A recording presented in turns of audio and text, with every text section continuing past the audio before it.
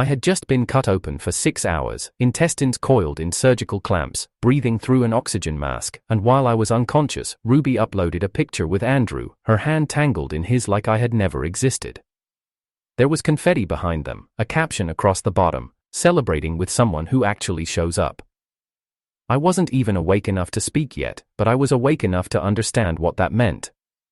The nurse had handed me my phone after I blinked twice. I could barely lift it, but I needed to see if Ruby had called, or left a message, or even sent a single emoji. Nothing, just that post, the one with Andrew's arm over her shoulder like it belonged there. And Ruby smiling like the man she was supposed to love wasn't in recovery with tubes down his throat. They were eating cake. I was sipping morphine through a drip. I didn't cry, I didn't scream. I just started until the nurse took the phone out of my trembling hand. "Rest," she said softly. But I didn't rest. I floated. Half numb, half nauseous, fully awake in the worst possible way. The next day, Ruby walked into my room with a latte and lip gloss like nothing had happened. "Morning," she said casually, putting the coffee on my tray. I didn't answer.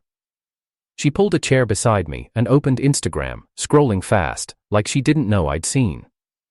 "I figured you'd be mad," she said finally, without looking at me. "But Raoul, you missed my birthday. Again."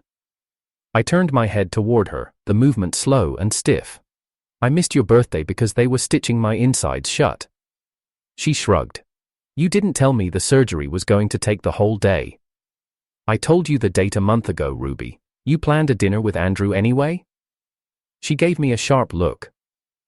"He offered. You weren't going to be there, so what was I supposed to do, sit at home alone?"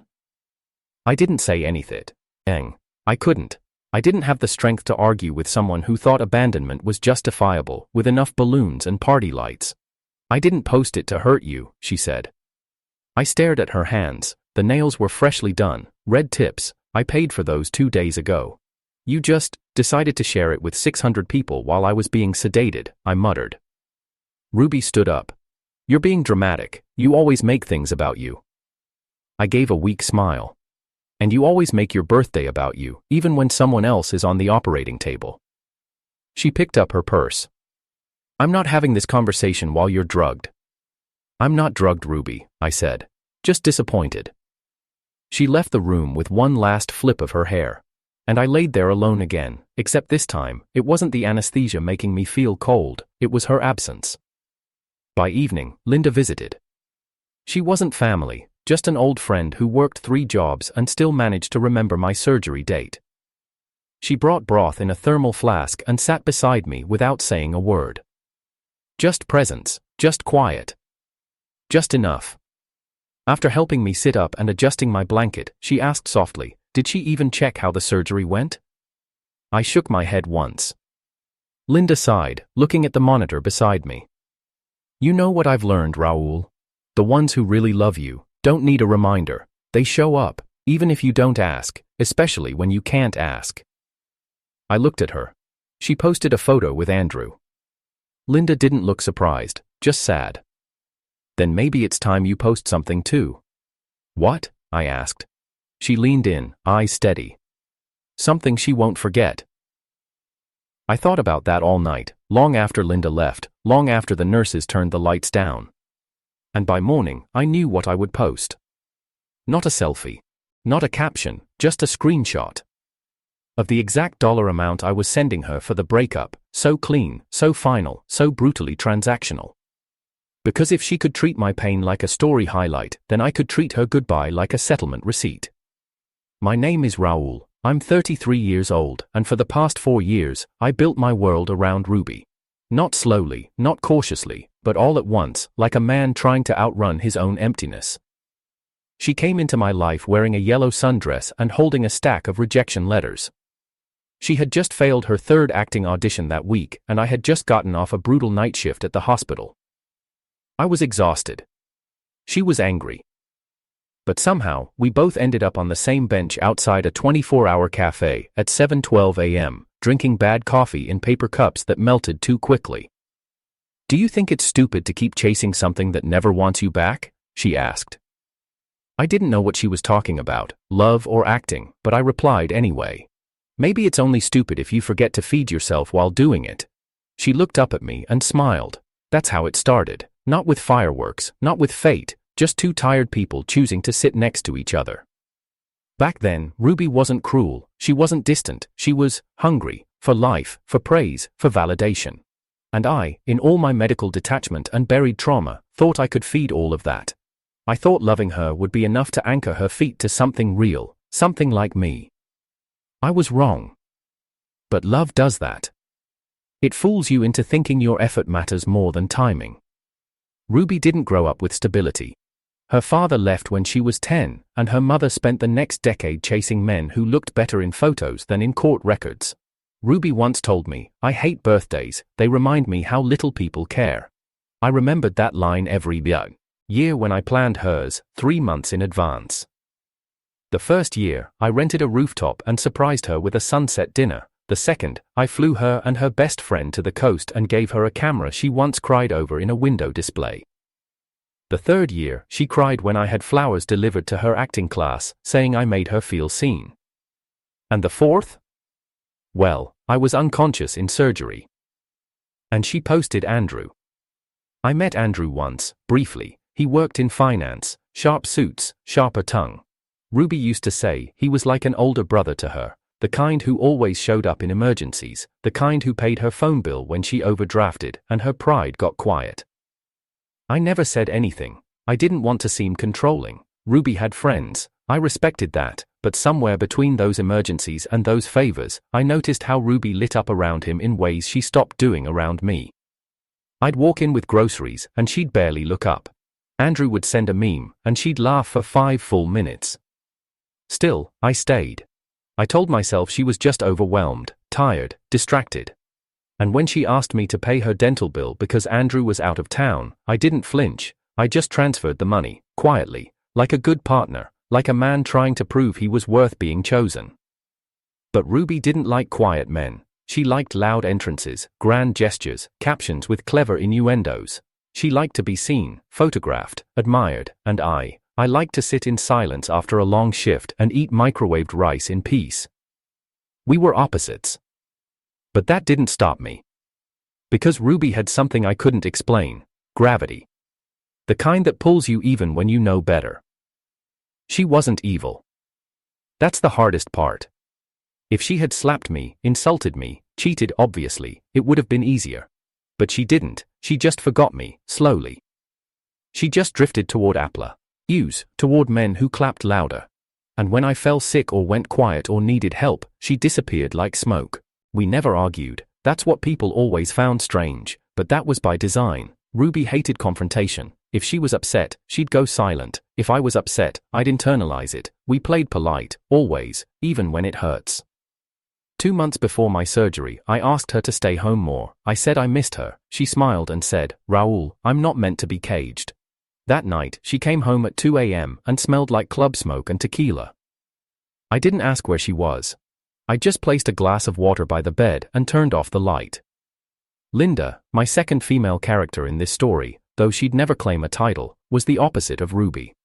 We met through a patient I'd treated once. Linda was his niece. She ran a small second-hand bookstore that always smelled like cinnamon and sarcasm. She had the kind of voice that could insult you and heal you at the same time. She never crossed the line, never flirted, never made me question Ruby, but she noticed things. She once asked, "Why do you always look like you've just come from an apology you didn't deserve?" I didn't know how to answer. And when I told her about my surgery, she didn't say much, just asked for the hospital name, date and time. The next thing I knew, she was in the waiting room the entire day, reading a book, never asking for credit. That's the difference. Ruby celebrated her birthday by posting Andrew. Linda waited outside a recovery room, silent and unseen. And now, with my abdomen wrapped in gauze and my heart stitched into numbness, I've finally learned that loyalty isn't loud. It doesn't come in party dresses or champagne toasts. It comes in silence, in presence, in absence of conditions. The irony: I'd spent years defending Ruby when people warned me she was restless, that she wanted a man with more sparkle. I kept insisting, she loves me in her own way. But there's a limit to how many times you can interpret indifference as love. I'm not the kind of man who yells, I'm not the kind who posts breakup rants or threatens or blocks. I'm a surgeon, precise, I don't explode, I exit. So when Ruby chose Andrew, I didn't beg, I didn't chase, I transferred her half of the house equity, labeled it, final settlement, no revisions.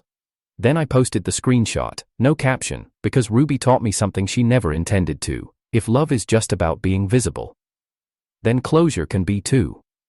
It began with a calendar notification. Just one reminder. Ruby's birthday, Friday, 7 p.m., rooftop dinner reservation. I'd set it 4 months in advance, prepaid the venue, ordered her favorite wine. A friend of mine, Leo, was even going to play violin. But none of that mattered anymore, because 2 weeks before the date, I collapsed in the ER with a sharp pain in my abdomen and woke up with a diagnosis that couldn't wait. Emergency surgery, the doctor said. Risk of internal rupture, we can't delay. I agreed without flinching. I wasn't afraid of pain, I was afraid Ruby would think I was making excuses. I messaged her before they rolled me in. Raoul. They're prepping me now, surgery overlaps with your birthday night, I'm so sorry. Ruby, seen, no reply. I woke up 14 hours later, nauseous, tubes in my arms, throat dry as paper. My phone was on the table next to me. The nurse handed it over gently.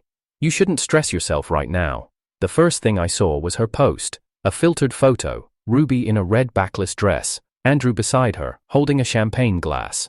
Caption, surrounded by real ones only. The second photo showed them holding hands above a cake. The third was a boomerang, Andrew putting on a necklace, the same one I planned to give her after I healed. I stared. Not in disbelief, not in denial, just quiet comprehension. She had spent her birthday with him, publicly, proudly, while I was unconscious with surgical clamps in my body. The next morning, Ruby visited me with a cup of cold coffee and no apology. You're awake, she said, smiling faintly. You scared me. I didn't respond. I know what you're thinking, she continued, sitting down. You saw the post. I nodded once. She rolled her eyes. Raoul, you always do this. You overreacted. I was in surgery, I said, voice rough. I told you.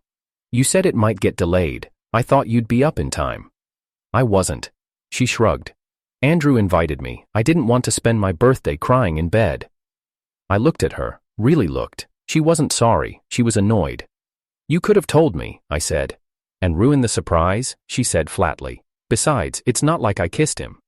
I didn't ask whether she had. I didn't want to know. What mattered more was the intention, the calculation, the knowledge that she could leave me unseen and unmentioned while dancing in someone else's light. That night, I didn't sleep.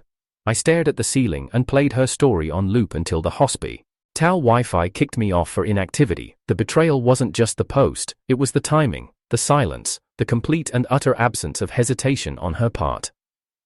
A week earlier, I had updated my insurance to list her as emergency contact.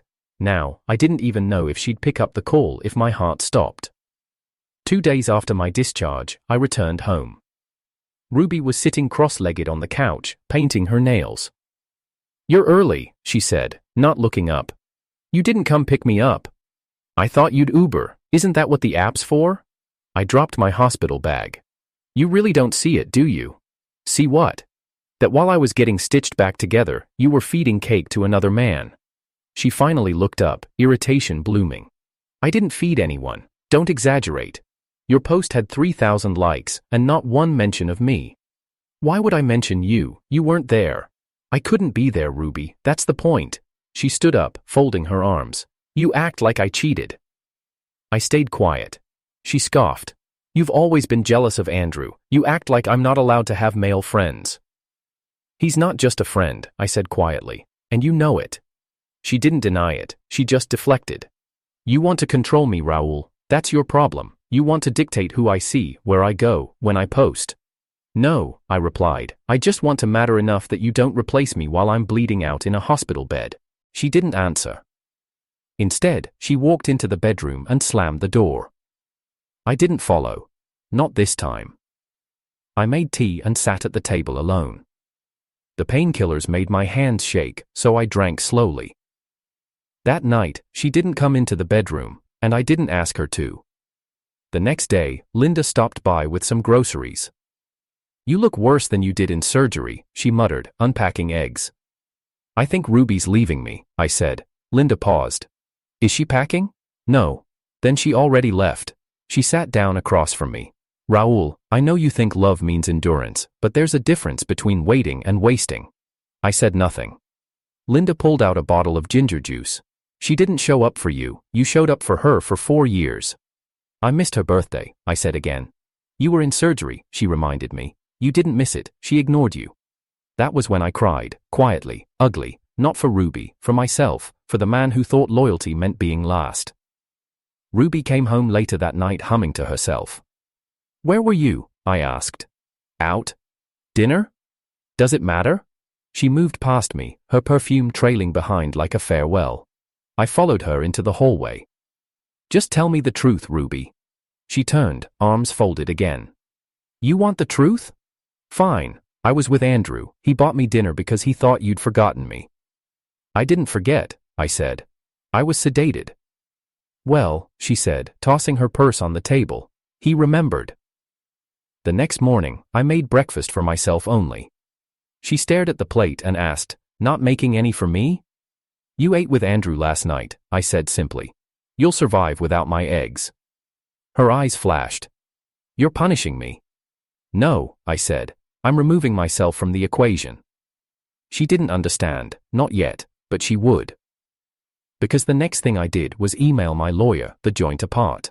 Meant, the car, the savings account, everything we co-owned, I wanted it liquidated and divided. Not out of spite, out of finality. If Ruby wanted freedom so badly, I would sign the papers and hand it to her in numbers. That night, I messaged her, just one sentence, I've transferred your half of everything. Attached was the screenshot, $97,620 final, complete, irrevocable. 5 minutes later, I posted that screenshot on my story, no caption, no explanation. She wanted attention, now she had it. And for the first time in 4 years, I didn't feel small, I felt done. After I posted the settlement screenshot, silence swallowed the apartment. No notifications came through for a while. I thought maybe Ruby hadn't seen it. Maybe she was too busy with Andrew again. Maybe the silence was a victory, or a delay. But an hour later, the flood began. Messages, missed calls, Instagram DMs, even a voice note. Ruby, what the hell is wrong with you, Raoul? Why would you post our finances? Are you trying to humiliate me? I didn't respond. Not because I wanted to torture her, but because I had nothing left to say that hadn't already been reduced to dollars and decimals. For years, I'd been measuring my worth in gestures, in loyalty, in staying, in forgiveness. Now it had a figure, $97,620. It was the last gift I'd give her. Ruby called again that night, twice. I watched the screen light up and fade. My fingers hovered over the green icon, but I couldn't lift them. Not because I was angry, but because I was empty. The body has a way of protecting itself. After too much blood loss, it stops bleeding, and that's what I had done. I'd stopped feeling. Around midnight, I sat on the floor of our living room, surrounded by photos I hadn't had the heart to pack.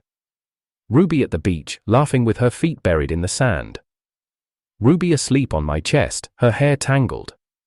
Ruby blowing out behind. Earth Day candles, the last birthday I was actually present for. They all looked like lies now. I kept telling myself, she didn't cheat, she didn't hit me, she didn't steal. But betrayal isn't always violent. Sometimes it's in the passive silence, in the way someone watches you break and chooses to look away. I used to believe love meant patience. Now I think love without reciprocity is just self-destruction dressed up in romantic delusion. Linda stopped by the next day. She didn't bring food or advice, just sat beside me, cross-legged on the rug. For a long time, we didn't speak. Then, quietly, she asked, "Do you feel lighter yet?" I shook my head. "Do you regret it?" "No," I whispered. She nodded. "Good, because if you were still trying to hold her together, I'd have to slap you." I managed a laugh, the first in days. Linda didn't push me to explain. She didn't fill the silence. She just stayed. Funny how some people show up most when they expect the least in return. That evening, Ruby returned. I heard the keys turn, the hesitant creak of the door. She walked in slowly, dressed down in an old hoodie. Her makeup was gone, her face looked tired. "Raoul," she called out. I didn't answer. She found me in the kitchen, washing a single plate. "I saw the post," she said. "I know. You made me look like some kind of gold digger. You made me look like I didn't matter." She blinked, her lip trembled. "You could have just talked to me." I set the plate on the rack. "I did, Ruby, for 4 years. Every time you dismissed my exhaustion, my schedule, my quiet gestures, I talked. You just weren't listening." She moved closer. "I didn't sleep with Andrew." I met her eyes. "That's not the part that broke me." "Then what was?" I hesitated. "That when I was at my weakest, you decided your loneliness was louder than my pain." She cried, for real this time, no performative sniffles, no mirror checking, just raw, broken sobs. I stood there, hing. In another life, I would have rushed to hold her, wiped her tears, apologized for making her feel guilty. But I'd done that enough. I was done apologizing for my own hurt. Ruby sat down at the kitchen table and buried her face in her hands. "Everyone's messaging me," she whispered. "My cousin, my friends, they all think I abandoned you." "You did." "No, Raoul, I didn't mean to. I just needed someone to take pictures with on your birthday," I offered. She looked up sharply. "You always make me feel small." I tilted my head. "No, I just stopped making myself smaller." That night, I couldn't sleep. I lay in the guest room, staring at the ceiling again. Everything felt surreal. Like I was watching my own life from a window across the street. Ruby slept in the next room, probably hoping we'd talk again tomorrow, maybe reconcile, maybe sweep it all under another expensive rug. But something had shifted. It wasn't dramatic, it wasn't explosive, it was just final. I realized that the part of me that had loved Ruby, blindly, loyally, had gone quiet. Not from rage, but fatigue. You don't scream when you give up, you sigh. In the morning, she cooked breakfast for the first time in months. Pancakes, even though I hate them. Orange juice, even though she never remembered I preferred coffee. "Can we talk?" she asked, sliding a plate toward me. "I think we've said everything." She chewed her lip. "I told Andrew I can't talk to him anymore." "That's your decision," I said. "Not a condition." Her voice cracked. "I don't want to lose you." "You already did." The days that followed were quiet. Ruby walked softer, cleaned up, cried less. But I wasn't keeping score anymore. I was counting the hours until I could leave. She noticed. She'd linger in doorways, ask unnecessary questions, try to laugh like before, but I didn't join in. I couldn't fake it. One night, she climbed into my bed and curled up beside me like we used to. I didn't move. "Raoul," she whispered. "Just tell me what to do." "Live your life," I whispered back. "Without me." The next morning, she was gone. A note left behind. "I understand. But I'll never stop hoping you come back." I packed my bags and called a cab. Linda offered to drive, but I said no. I wanted to leave the same way I came into Ruby's life. Alone. At the train station, I stared at the platform.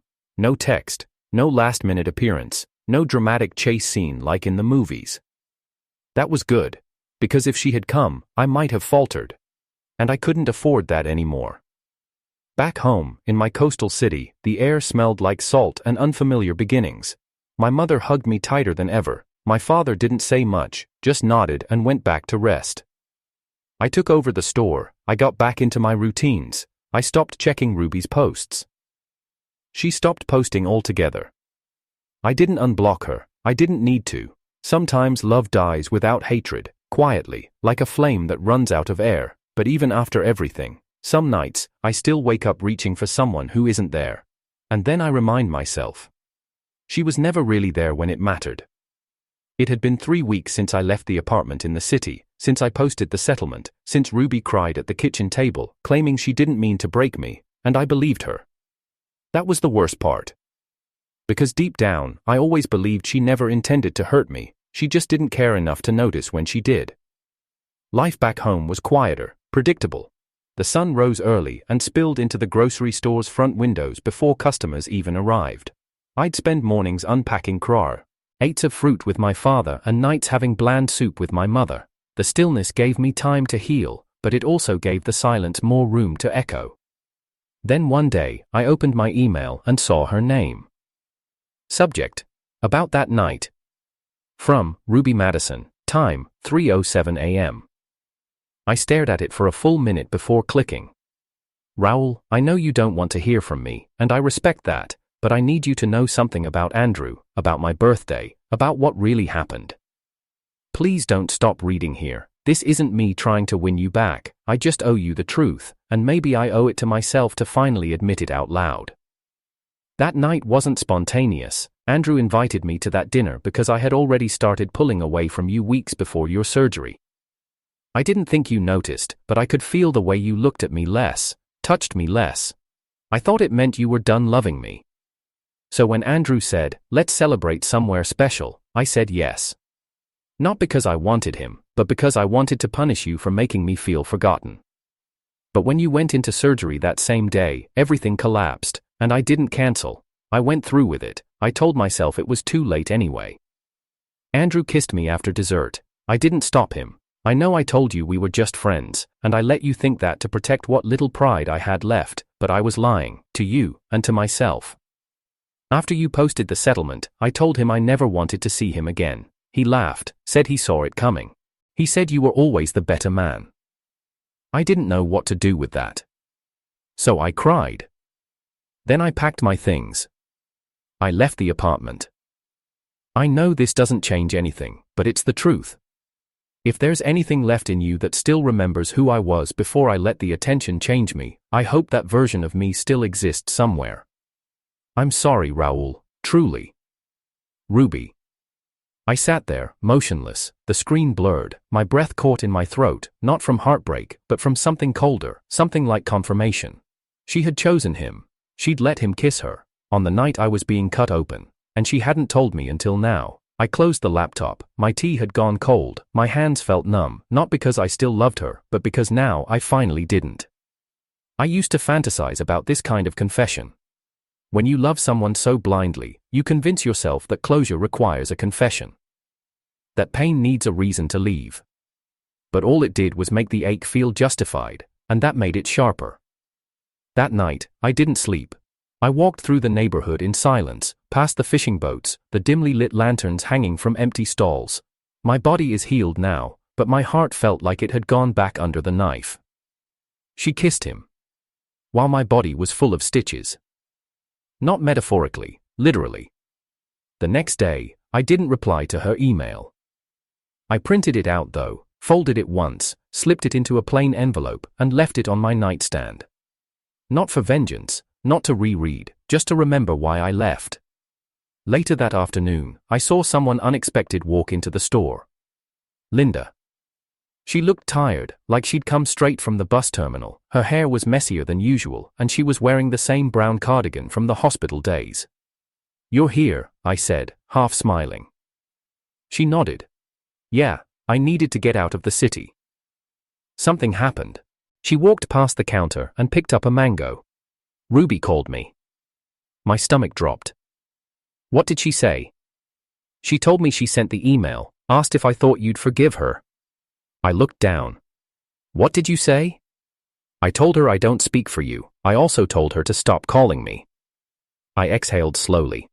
"You didn't have to do that." "I wanted to," she replied. "You've already spent too long cleaning up after people who only show up when it's convenient." She set the mango down and looked at me, really looked. "Raoul, you don't owe her forgiveness. You don't even owe her closure." "I know," I said quietly, "but I think she finally gave it to me." Later that week, I visited the beach alone. I sat where I used to take Ruby the one time she visited. She hated seafood, said the waves were too loud, spent most of the trip taking photos and asking for better signals. Funny how I once thought bringing her here would change her, make her fall in love with the quiet like I had. But Ruby was never meant for silence. She needed spotlights, applause, echo chambers, and I was just the audience member who stayed too long after the final act. As I watched the sun set over the coast, I thought about what Andrew said. You were always the better man. Not that I needed validation from him, but still, it landed. I never wanted to win, I just wanted to be seen, to be chosen, but now, I've chosen myself, and that made all the difference. The morning the letter arrived, I almost didn't open it. It was tucked between a utility bill and a grocery flyer, no return address, but the handwriting was unmistakable, round, slanted slightly to the right, like someone always in a hurry to say too much. Ruby. I stared at the envelope for a long time, debating whether I'd even earned peace from touching anything that bore her name again, but curiosity always finds its way into old wounds. I slit the envelope open with a butter knife and unfolded the single sheet. Raoul, I won't text, I won't call, but please read this. I don't want to be forgiven, I just want you to understand. You think I didn't love you, but I did. I loved you in the only way I knew how, loud, messy, selfish, that's who I've always been. You tried to give me the kind of love that was patient and quiet, and I mistook it for absence. I needed noise. And you gave me stillness. I hated it. But now I miss it. I was wrong. You didn't forget me. I forgot how to appreciate you. That night. With Andrew. I wanted to feel important. Seen. And he made me feel that. For one night. Then you posted the settlement screenshot, and suddenly the whole world knew who really stood by me. My friends started calling. They told me I was cruel. I'd never been called that before, not seriously, but they were right. You deserved more than a birthday betrayal and an apology sent at 3:07 a.m. I don't expect anything, but if you ever think of me, I hope it's not only through pain. You were the best man I've ever known. I just realized it too late. Ruby. I set the letter down and stared at the wall for a long time. It should have brought closure, or rage, or at least some kind of emotional reaction, but instead, I felt still. Like I was watching someone else's life play out in a book I'd already finished. The realization hit me quietly. I didn't love Ruby anymore, not even a little. Not after that night, not after that kiss, not after it. Where I woke up with surgical pain only to find myself replaced in a photo caption. I walked to the dock that afternoon, hands in my pockets, wind pushing hard against my chest. The sky was heavy with grey clouds, and the scent of rain lingered, though nothing had fallen yet. At the end of the dock, Linda sat cross-legged, sketchpad balanced on her knee, her pencil moving fast. She didn't look up as I approached. I'm drawing the boats, she said without turning. I didn't ask, I replied. She smirked. You didn't have to. I sat beside her and let my legs dangle over the edge. After a few minutes of silence, I said, she sent a letter. Linda stopped sketching, but didn't close the book. Did you read it? I nodded. And? She says she loved me the only way she knew how. Linda was quiet for a while, then she said, some people think loving you means giving pieces of themselves, others think it means taking everything you offer without giving anything back. I thought I could change her, I murmured. I thought if I just kept showing up, she'd eventually see me. She did see you, Linda said softly. She just didn't know what she was looking at. That line stopped me. Because it was true. Ruby didn't miss me. She missed the convenience of me, the ease, the stability, the devotion she never had to earn. That evening, a storm rolled in, thunder rumbled above the bay, and rain hit the rooftop like a warning shot. I stood at the window, watching the road blur behind grey streaks. That's when my phone rang. Unknown number. Unknown. I hesitated, but something inside me said, answer it. I picked it up. Hello? There was a pause, then, Raoul, it's me. Her voice. Ruby.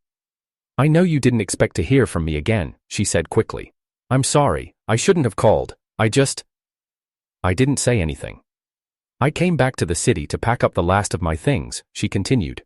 I walked through our apartment, it's almost empty now, but your old mug is still in the cupboard. Silence. I broke it. Still silent. I didn't mean to, she added, voice cracking. I just dropped it. I started crying. It was just a stupid cup, but it felt like the last thing you left behind. Why are you telling me this? I asked quietly. Because I need to know something, she whispered. Were you ever going to come back, even for a day? I swallowed. No. She didn't respond for a while. Then, that's fair. I got your letter, I added. I don't hate you. That caught her off guard. You don't? No, I said. You were just the wrong person for the version of me I kept sacrificing. She let out a quiet breath. You're not a villain, Ruby. You're just not who I need. There was a long pause. Is it Linda? She asked finally. What? Is she the reason you're not coming back? I closed my eyes. No, Linda has nothing to do with this. She didn't sound convinced. It's just that she always understood you in ways I couldn't. That's because she listened. Another silence. I'm happy for you, if that's where you're going, Ruby said softly. Even if it hurts. I'm not going anywhere, I said. I'm already where I need to be. I ended the call gently. No anger, no shouting, no lingering what-ifs. It was the cleanest goodbye I'd ever spoken, and the one I meant the most. That night, I went back to the dock. The storm had passed, the stars returned. Linda was still there, sketching. She looked up as I approached. Yo, you okay? I am, I said, sitting beside her. For the first time in a long time. She studied me for a moment. She called, didn't she? I nodded. What did she want? Closure, maybe a second chance, maybe just someone to remember her. And what did you give her? A thank you. Linda smiled faintly. For what? For teaching me the kind of love I don't want to repeat. We sat in silence again, waves lapping below our feet. Then Linda asked something I wasn't expecting. Do you think there's such a thing as quiet love? What do you mean? The kind that doesn't demand posts or proof, the kind that just stays. I turned to her. Yeah, I think that's the only kind that lasts. She looked down at her sketchpad, then closed it slowly. What if I said I've been drawing you this whole time? She asked. I blinked. What? You, at the hospital, on the dock, in the store. I've been sketching you in between the lines of everything else. I didn't speak. I don't need you to love me, she said softly, but I hope one day you'll let me try. The wind picked up. I felt it brush against my skin, not like a chill, but like a beginning. I think, I whispered, I already have. 2 months passed. The city I left behind became a name on old receipts, the smell of burnt espresso, the echo of a door that closed and never reopened. My apartment, leased out, my joint accounts, closed, my name, scrubbed off the mailbox Ruby and I once argued over because I wanted it in plain font and she wanted cursive. The woman I had nearly given my future to was now nothing more than an archived voicemail. I never called back, never responded to the email again, never posted about her, never stalked her pages. I let her exist in silence. But silence doesn't mean weakness. The hospital that had operated on me was holding a benefit gala. My name was among the guest speakers, an honor for donating half of my surgical insurance payout to a new patient recovery wing. Linda was there with me. Her hand brushed mine as we walked the polished marble floor of the hall. She wore a navy dress, her sketchbook tucked under one arm. She hadn't said it, but I knew she carried it the way I carried old scars, quietly, but always. As I stood behind the podium, ready to speak about healing and pain, I noticed someone sitting near the back. Ruby. She wore black, not out of mourning. Ruby never mourned anything that didn't threaten her image. It was her attempt at being elegant, understated, her eyes locked onto mine like she was holding her breath. I didn't falter. I gave my speech. I thanked the surgeons. I talked about patience, not as a virtue, but as a currency. I said healing comes at the cost of losing people you thought would be there to celebrate your recovery. People clapped. Ruby didn't. Afterward, she waited near the exit, her arms folded, her lip trembling, not from tears, but restraint. You knew I was here, she said. I saw you, I replied. You didn't even pause, not a flicker of recognition. I didn't come here for you. Ruby swallowed. You look healthier. I am, I said. It's easier to breathe without someone watching my pain like it's an inconvenience. She flinched. I didn't know how bad the surgery was until afterward. That's the point, I said, stepping closer. You didn't want to know. She stared at the floor. I miss you. No, I said, shaking my head. You miss who I used to be, before I realized you were never clapping for me. Her eyes watered. I haven't seen Andrew. I didn't ask. I meant it, Raoul. Everything I wrote in the letter. I loved you, I just weren't ready to love someone who didn't perform for likes, I finished. I know. She looked up again. Can I ask something? You can. Her voice wavered. Is this your revenge? Posting the settlement? Speaking here? Being happy without me? I leaned in slightly, just enough for her to hear. No, I whispered. This is my closure. Revenge would have been exposing your kiss with Andrew. Revenge would have been tagging you in the settlement post and telling people why you really weren't at my surgery. But I didn't. Why not? She asked, barely breathing. Because dignity doesn't scream, I replied. It signs the check, posts the proof, and walks away. I didn't wait for her reply. I turned and walked to the front where Linda waited. Ruby didn't follow, she didn't call out. That part of our story, chasing, explaining, re-explaining, was over, permanently. The next day, I got an offer. A publishing house had seen my benefit speech online, someone in the audience had uploaded it, the video went viral. The way I spoke about quiet grief, unseen betrayal, and emotional surgery, that hit people hard. They wanted me to write a book. Not a love story, the editor said, a survival story. I agreed. Not because I wanted to be famous, but because I wanted the truth written down somewhere Ruby couldn't delete. I titled it, While I Was in Surgery, She Took Pictures with Him. The subtitle was sharper. What Healing Looks Like When No One Waits for You. Months passed. The book launched. It sold. Well. It hit forums, blogs, podcasts. Readers messaged me with stories of their own betrayals, surgeries, silences. My inbox was full, not of fan mail, but of shared pain. Ruby messaged once more. Ruby, I saw the book. Ruby, the story's about us, isn't it? Ruby, everyone knows, I've lost sponsors, brand deals, people think I'm her. I replied. Raoul, I changed the names, if they think it's you, maybe they recognize something you tried to hide. She didn't respond again. That was the last time we spoke. Linda read the book before anyone else.